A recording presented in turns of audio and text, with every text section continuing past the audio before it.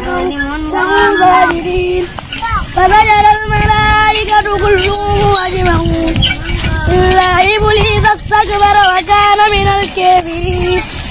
قال يا إبليس ما منعك أن تسجد لما خلقت بيدي استكبرت أم كنت من العالين قال أنا خير منه خلقتني من نار وخلقته من طين قال فاخرج منها فإنك رجيم وإن عليك لعنتي إلى